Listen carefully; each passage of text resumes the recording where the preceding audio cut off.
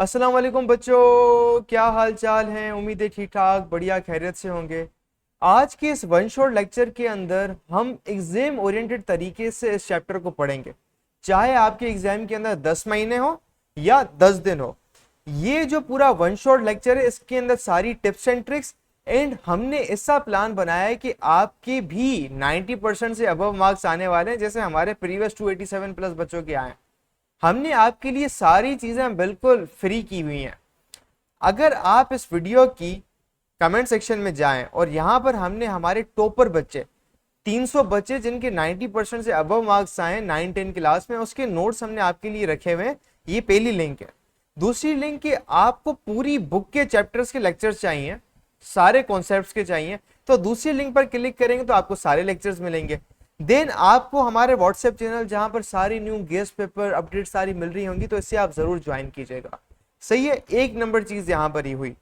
दूसरी चीज ये हुई कि देखें जी, हमारे इतने बच्चे टॉप कर रहे हैं भाई, कुछ तो बात है ना।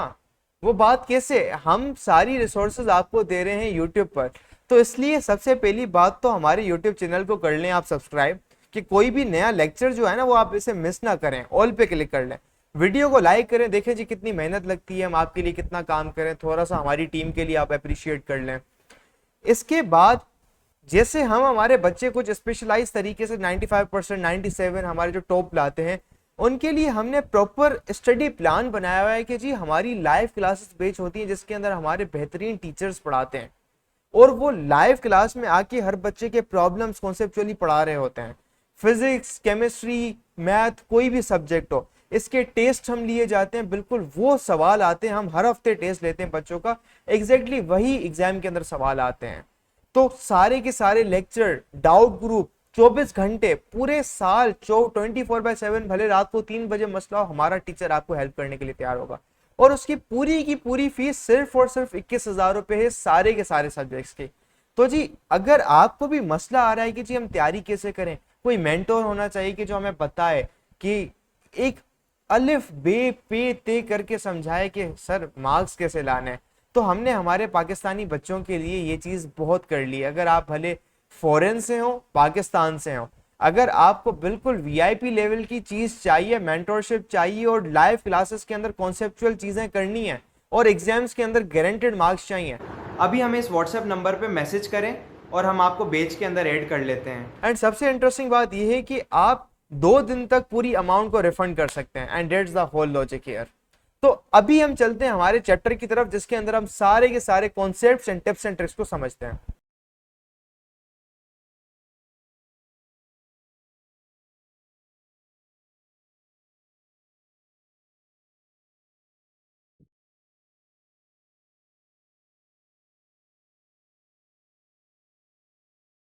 अस्सलाम वालेकुम स्टूडेंट्स, वेलकम टू फेडरल का मंजन।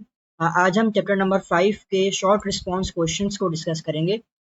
तो starting from question number 1, while walking on a trampoline do you feel more pressure when you stand still और जंप अप एंड डाउन। तो एक ट्रैम्पोलिन जो होता है, जिसको हम जंपिंग कैसल भी कहते हैं नॉर्मली, तो अगर वो उसके ऊपर वो ज़्यादा प्रेशर कब फील करेगा, जब आप उसके ऊपर स्टैंड स्टिल कर रहे होंगे या फिर जंप कर रहे होंगे। तो इसका सिंपल आंसर क्या है, जब हम जंप कर रहे होंगे अप और डाउन, तो जो प्रेशर प्रोड्यूस हो रहा होगा वो ज़्यादा होगा, क्योंकि हम उसके अंदर फोर्स अप्लाइड कर रहे होंगे। एक्सप्लेनेशन देखें, you feel more pressure when you jump up and down on a trampoline, when you stand still, जब हम स्टिल स्टैंड कर रहे होंगे, so your weight acts normally on the surface, जो हमारा वेट है वो नॉर्मली एक्ट कर रहा होगा ट्रैम्पोलिन की सरफेस से। लेकिन जब हम जंप कर रहे होंगे तो उससे क्या हो रहा होगा, the force on the trampoline changes and may become much greater for a short time। सही है। और हमने प्रेशर के फॉर्मूला से हमें पता है कि वो इक्वल होता है फोर्स अपॉन एरिया के। तो अगर ज़्यादा फोर्स प्रोड्यूस हो रही है जब हम जंप कर रहे हैं, तो इसका मतलब है कि ज़्यादा प्रेशर भी प्रोड्यूस हो रहा होगा। Since pressure depends on force and area, greater force produces greater pressure. Means जब हम जंप कर रहे होंगे तो ज़्यादा प्रेशर एक्सर्ट हो रहा होगा on the trampoline. Therefore, pressure changes with movement because the force acting on the trampoline keeps changing। Question number 2 है, how does the shape of a thumb pen helps it penetrate surfaces easily. इसको भी आप simple pressure के formula से समझ सकते हैं। वो होता है P is equals to F upon A. F upon A means जो एरिया होता है वो इन्वर्सली प्रोपोर्शनल होता है टू द प्रेशर। तो अगर एरिया को हम स्मॉल करते रहें तो इसका मतलब है कि प्रेशर जो है वो ज़्यादा होता रहेगा। थंब पेन जो होती है उसकी जो टिप होती है उसका एरिया बहुत स्मॉल होता है, तो इसकी वजह से प्रेशर जो प्रोड्यूस होता है वो ज़्यादा होता है, जिसकी वजह से वो इजीली पेनिट्रेट कर जाती है किसी भी सरफेस के अंदर। The shape of a thumb pen helps it penetrate surfaces easily because it's pointed and has a very small area. When a force is applied, a very large pressure is produced at the pointed tip. सही है। और थंबपिन का जो ऊपर का जो हिस्सा होता है उसका एरिया ज़्यादा होता है, उसकी वजह से जो ऊपर की साइड पे जो प्रेशर प्रोड्यूस होगा वो कम होगा, जिसकी वजह से हमारा थंब जिससे हम उसको प्रेस कर रहे होते हैं वो भी कम प्रेशर फील करेगा। That is why it enter surfaces easily. It's broader head provides a larger area for thumb, so less pressure is felt on the finger. So that's how the shape of a thumb pin help it to penetrate in any surface easily. Question number 3 है, if you blow up a balloon and then tie it closed, why does it stay inflated even though you stop blowing? सही है। तो जो balloon होता है उसके अंदर हम जब एयर भरते हैं उसके बाद उसको हम टाई कर देते हैं, तो फिर वो उसके अंदर एयर रहती कैसे, वो क्यों रहती है, और how does the pressure play a role here. So it's a very easy question. यहाँ पे देखें, air enters it and creates pressure inside the balloon. सही है, आपने जब एयर एंटर की बलून के अंदर तो उसने एक प्रेशर प्रोड्यूस कर दिया अंदर। After time the balloon the air can not escape. जो एयर होती है वो स्केप नहीं कर सकती क्योंकि आपने उसका जो आउटलेट था जहाँ से उस एयर को निकलना था बाहर, उससे उसको आपने टाई कर दिया। तो जो प्रेशर अंदर है वो एग्जर्ट करेगा outward pressure, so the pressure remains trapped inside. This internal air pressure pushes outward. ये outward push करेगा on the rubber balls and keep the balloon inflated. सही, मतलब ये कि जब आपने एयर भरी उस एयर की वजह से एक प्रेशर डेवलप हुआ इनसाइड द बलून और उस प्रेशर की वजह से बलून जो है वो इन्फ्लेटेड रहता है। Therefore balloon stays inflated because the enclosed air continues to exert pressure on the walls. Question number 4 है, why is an inner airtight layer of a spacesuit designed to maintain a constant pressure around the astronaut? सी, हमारी जो body होती है ना उसको भी एक constant एक ऑप्टिमल अमाउंट के अंदर एटमॉस्फेरिक प्रेशर रिक्वायर होता है सर्वाइव करने के लिए। अर्थ सरफेस के ऊपर एटमॉस्फेरिक प्रेशर को हम कहते हैं उसकी वैल्यू 1 होती है, 1 atm या फिर 101.325 किलो पास्कल होती है। सो उसी कॉन्सेप्ट को हमें यहाँ पे यूज करना है। An inner airtight layer of a space suit is designed to maintain constant pressure, जो मैंने बात की constant pressure, because there is no normal atmospheric pressure in the space. Space के अंदर atmospheric pressure नहीं होता, तो एक artificially हमें उसको create करना पड़ता है। The human body needs proper external pressure for normal breathing and body functions, जैसे मैंने आपको बताया। If pressure is not maintained, the astronaut may face serious health problems. Therefore, the airtight layer keeps a safe and steady pressure around the astronaut. Question number 5. If a liquid has density twice the density of mercury, what will be the height of liquid column in barometer? तो यहाँ पे एक concept था pressure in liquid का, जहाँ पे हमने इस फॉर्मूले को ड्राइव किया था। Pressure is equals to rho g h. Rho यहाँ पे क्या है, जो आपके पास जो फ्लूइड है, जो लिक्विड है, उसकी डेंसिटी है। जी आपके पास ग्रेविटेशनल एक्सेलरेशन है, और एच जो है वो है डेप्थ ऑफ द ऑब्जेक्ट। सही है, इन तीनों में से आप किसी को भी इंक्रीज करते हैं तो प्रेशर जो होता है लिक्विड का वो इंक्रीज कर जाता है। तो यहाँ पे हमें ये बताना है कि अगर एक लिक्विड की डेंसिटी ट्वाइस है डेंसिटी ऑफ मरकरी के, तो हाइट ऑफ लिक्विड कॉलम जो होगी वो कितनी होगी। सही है, हम अगर नॉर्मली भी देखें तो अगर हम डेंसिटी को इंक्रीज करते हैं तो हाइट जो है वो डिक्रीज करेगी, क्योंकि आपस में इनका इन्वर्स रिलेशन है। सबसे पहले ये बात हमने बता दी, for the same atmospheric pressure height is inversely proportional to the density. अब इस चीज को हमने अप्लाई कर दिया अपने क्वेश्चन के ऊपर। अगर लिक्विड की डेंसिटी ट्वाइस है तो इसका मतलब है कि उसका जो बैरोमीटर है, उसका जो लिक्विड कॉलम है, उसकी हाइट क्या होगी, वो हाफ हो जाएगी of the height of the barometer for mercury. सही है। If the density of liquid is twice the density of the mercury, then the height of its column will become half of the mercury's height. So mercury का जो barometer होता है उसकी height होती है 760 millimetre, उसको हम सिंपल हाफ कर देंगे तो आंसर आ जाएगा 380 millimetre. Therefore the height of the liquid column will be 380 millimetre. अगर डेंसिटी ट्वाइस है तो हाइट हाफ हो जाएगी।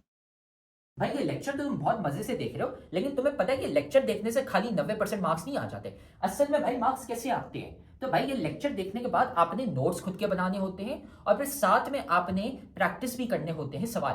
भाई ये हमारा फेवरेट कोट है, 90% marks don't come from just hard work, they come from consistency, smart strategy and proper revision. भाई स्मार्ट तरीके से पढ़ो, स्मार्ट तरीका ये हमने आपको बताया हुआ है, तो साथ में हम आपको तरीका भी नहीं बता रहे, साथ में हम आपको दे रहे हैं भाई नोट्स। जाओ कमेंट सेक्शन में, नोट्स में से आपको मिल जाएंगे भाई उन बच्चों के नोट्स। 300 बच्चे थे जिनके 90% ज्यादा मार्क्स आए थे, उनके नोट्स वहां पे पड़े हुए, लेकिन साथ में उधर नीचे हमने आपको सवाल भी दिए हुए प्रैक्टिस के लिए। ये यहाँ पे पूरी गूगल शीट पड़ी हुई है भाई, यहाँ से जाके सवाल प्रैक्टिस करो। खाली ऐसा कुछ नहीं होता कि हाँ हम लेक्चर देखेंगे हमारे मार्क्स आ जाएंगे, नहीं भाई, नोट्स पढ़ने होते हैं और साथ में इनकी प्रैक्टिस भी करनी होती है सवालों की। Will be 380 millimetre. अगर डेंसिटी ट्वाइस है तो हाइट हाफ हो जाएगी। फिर question number 6, why would we not be able to sip water with a straw on the moon. हम जब सिप कर रहे होते हैं स्ट्रॉ के थ्रू वाटर को या जूस को कर रहे होते हैं, तो वो करता क्या है, वो ये करता है, वो एक स्ट्रॉ के अंदर वैक्यूम क्रिएट करता है पहले हमारे सिप करने की वजह से। वैक्यूम करने की वजह से फ्लूइड जो होता है, जो नॉर्मल जो होता है वाटर है हमारे पास या जूस है, उसका जो प्रेशर होता है वो, और जो आपका स्ट्रॉ के अंदर जो प्रेशर होता है, उनके दरमियान डिफरेंस आ जाता है। और हमेशा ये फ्लूइड्स जो होते हैं ये फ्लो करते हैं from the higher atmospheric pressure towards lower atmospheric pressure. तो इसीलिए वो वाटर जो है हमारे पास वो स्ट्रॉ के अंदर आ जाता है और वहां से हम उसको पानी को पी लेते हैं। तो यहाँ पे जो की पॉइंट है वो क्या है, एटमॉस्फेरिक प्रेशर जो इस पूरे प्रोसेस को ड्राइव कर रहा होता है। मून के ऊपर क्या है, मून के ऊपर क्या है, there is practically no atmosphere. जब एटमॉस्फेयर ही नहीं है तो प्रेशर डिफरेंस बन ही नहीं सकता। जब वो नहीं बनेगा तो हम वहां पर वाटर को सिप नहीं कर सकते। Therefore, water cannot rise in the straw because there is no atmospheric pressure to push the water upward. So, atmospheric pressure के थ्रू हमने क्वेश्चन नंबर 6 को आंसर किया। फिर है question number 7, how are we able to break a metal wire by bending it repeatedly. सही है। तो यहाँ पे हमें पता होगा कि जब हम मेटल के ऊपर फोर्स अप्लाई करते हैं तो हम यहाँ पे उसको स्ट्रेस कहते हैं। स्ट्रेस होता है, स्ट्रेन होता है, फिर जिसके बाद हम हुक्स लॉ को ड्राइव करते हैं। तो यहाँ पे स्ट्रेस को हमें यूज करना है। When a metal wire is bent again and again the same part of the wire experiences repeated stress. बार बार जब हम उसके ऊपर स्ट्रेस अप्लाई करेंगे तो उससे होगा क्या, उससे ये होगा, it will produce tiny cracks in it. Cracks आ जाएंगे। आफ्टर सम टाइम वायर जो है वो अपनी इलास्टिक स्ट्रेंथ जो होती है वो उसको लूज कर देगा और वो ब्रेक कर जाएगा। Simple question. फिर क्वेश्चन 8 है, अ spring having spring constant k when loaded with mass m is cut into two equal parts. आपने स्प्रिंग था, उसका स्प्रिंग कांस्टेंट था k, उसका एक मास होगा यकीनन जिसका हम m कहते हैं, उसको हमने कट कर दिया into two equal parts. One of the part is loaded with the same mass m again। अब हमें ये बताना है कि इन दोनों पार्ट्स का जो स्प्रिंग कांस्टेंट है वो क्या हो जाएगा। तो हम लोगों को पता है, अकॉर्डिंग टू हुक्स लॉ हमने पढ़ा है कि F इक्वल होता है हमारे पास k x के। जो फोर्स होती है वो इक्वल होती है k कांस्टेंट जिसको हम स्प्रिंग कांस्टेंट कह रहे हैं, और x क्या है, x हमारे पास डिस्प्लेसमेंट या फिर लेंथ है, उसकी जो लेंथ होती है स्प्रिंग की। तो यहाँ पे हमें पता है कि अगर आप लेंथ को हाफ कर रहे हैं, क्योंकि देखिए उन्होंने कहा है कि वो कट कर रहे हैं into two equal parts. Two equal parts में कट करने के बाद लेंथ क्या हो जाएगी, हाफ हो जाएगी। लेंथ अगर हाफ हो जाएगी तो उस फॉर्मूले से हम ये चीज देख सकते हैं कि k जो है वो इन्वर्सली प्रोपोर्शनल होता है हमारे पास लेंथ के। अगर लेंथ हाफ हो रही है तो k क्या हो जाएगा, k डबल हो जाएगा। The spring constant of a spring is inversely proportional to its length. पहले हमने ये बता दिया कि वो इन्वर्सली प्रोपोर्शनल होता है। फिर when the spring is cut into two equal parts, its length become half, so its spring constant becomes double. यही आपको क्वेश्चन में पूछा था, what will be its spring constant now? तो स्प्रिंग कांस्टेंट क्या हो जाएगा, डबल हो जाएगा, जो भी उसकी वैल्यू हो। मास तो चेंज नहीं हो रहा क्योंकि हमने कहा कि सेम मास हमने अटैच किया है, तो इसीलिए स्प्रिंग कांस्टेंट क्या हो जाएगा, अदर दोनों हाफ्स का 2k हो जाएगा। क्वेश्चन नंबर 9 है, why do static fluids always exert a force perpendicular to the surface? Static fluids क्या होते हैं, कोई भी फ्लूइड चाहे वो लिक्विड हो चाहे वो गैस हो, वो रेस्ट पोजीशन के अंदर है तो उसका जो फोर्स है वो हमेशा परपेंडिकुलर क्यों एक्ट कर रहा होगा। यहाँ पे आप कॉन्ट्रेरी केस को समझें कि अगर परपेंडिकुलर फोर्स एक्ट नहीं कर रहा होता तो इसका मतलब ये होता कि उसके कोई और कंपोनेंट्स भी हैं। अगर उसके कोई और कंपोनेंट भी हैं उस फोर्स के, तो वो फ्लूइड को राइट या फिर लेफ्ट या किसी और पोजीशन के अंदर मूव करवा रहे होते। लेकिन हम रियल लाइफ में देखते हैं कि ऐसा नहीं होता, कोई भी जो फ्लूइड होता है वो अपनी स्टैटिक पोजीशन के अंदर रह सकता है। So that is the reason for the static fluids. यहाँ पे आप पढ़ भी लें, static fluids always exert force perpendicular to the surface because fluids at rest can not support shear force if the force were not perpendicular। यहाँ पे देखिए contrary case की बात हो रही है, if the force perpendicular नहीं है तो क्या होगा, it would have a sideways component and the fluid would start moving। Since a static fluid remains at rest, क्योंकि वो रेस्ट में होता है, हम ये ऑब्जर्व करते हैं, इसीलिए it can only press normally on the surface। normally मतलब perpendicular।